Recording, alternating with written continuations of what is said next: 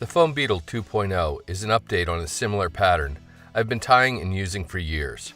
The main difference between the two is this one uses very thin rubber leg material as opposed to hackle fibers to represent legs, and I really think they help. Like all good beetle patterns, this one lands on the water surface with a nice little plop and floats right in the film with its iridescent peacock curl underbody shimmering below. The bright spot on top of this version, which makes it more visible to the angler, is far easier to produce and tie in than on the previous. Beetle patterns work particularly well in the late summer and early fall when the naturals are here, there, and everywhere. For a hook, I like a Dairiki number 300 in size 14. Begin by mashing the barb and getting the hook firmly secured in the jaws of your tying vise. For thread, going a little bit heavier can't hurt. Here, black UTC 140 denier. Start your thread on the hook shank, leaving an eye-length space behind the eye, and take a few wraps rearward before snipping or breaking off the tag. For legs, black mini-sized centipede legs from Montana Fly Company can't be beat because they're so wonderfully thin and supple. Snip a single strand free from the hank and fold it roughly in half. Place the loop end on top of the hook shank with the loop extending out in front of the eye. Secure it to the top of the shank with a couple wraps of tying thread. Stretch the remaining material back and take wraps rearward to bind it to the top of the shank. Continue wrapping all the way to the start of the bend and then back up to the initial tie-in point. Next, pull the loop up and snip it off close. The back and head of the fly are made from plain old black craft foam that's been cut into a 1/4 inch wide strip. Snip off the corners at one end of the strip. This will make the initial tie-in process much easier. Place the snipped end over top of your tying thread and take a wrap or two to secure it. Continue taking thread wraps rearward to bind the foam to the top of the hook shank all the way back to the bend. Then take more wraps forward to further bind down and compress the foam. Once again, end with your thread at the initial tie-in point.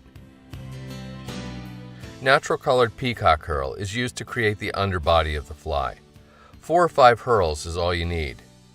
To avoid breakage, snip an inch or so of the brittle tips off square. Place the snipped off ends on top of the hook shank at the tie-in point and begin securing them with thread wraps all the way to the bend. Leave your thread in this location.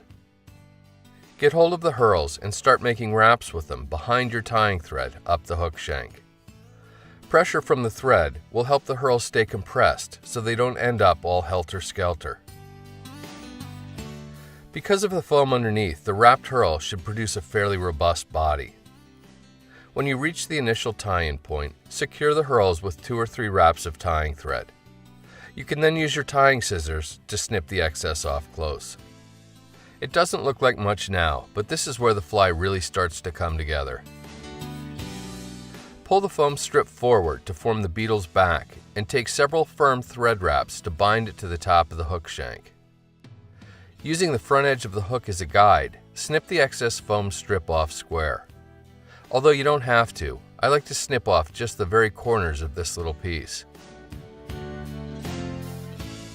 To make the fly more visible in the water, medium or large size cylindrical foam is super easy to work with. Here I'm using bright green, but other high-vis colors are also available. Place one end of the cylinder in line with the foam head of the fly and take 2 or 3 wraps to secure it. Then reach in with the tips of your tying scissors and snip the excess off close. It's as easy as that. Now it's time to whip finish. If the foam won't get back away from the eye, just push it rearward with your thumb.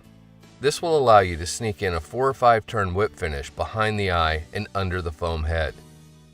When you're done, make sure to seat the knot really well and then snip or cut your tying thread free. Did Tim forget the front legs, you say? No.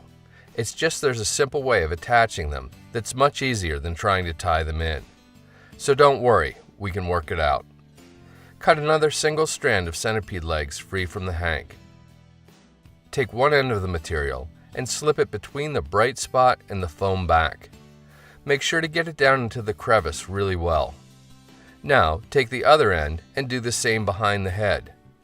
Believe it or not, the material, once wedged in this manner, won't come out during normal use, even when pulled pretty hard.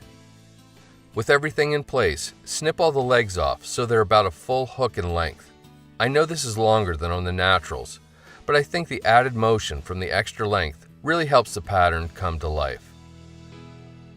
If you're worried about those front rubber legs pulling out, you can always apply a drop of head cement to them on either side of the little bright spot to ensure they won't. I prefer to just let it be. Although it's not that much different than the older version, sometimes even the smallest of changes make a big difference. In other words, this pattern seems to be getting better all the time.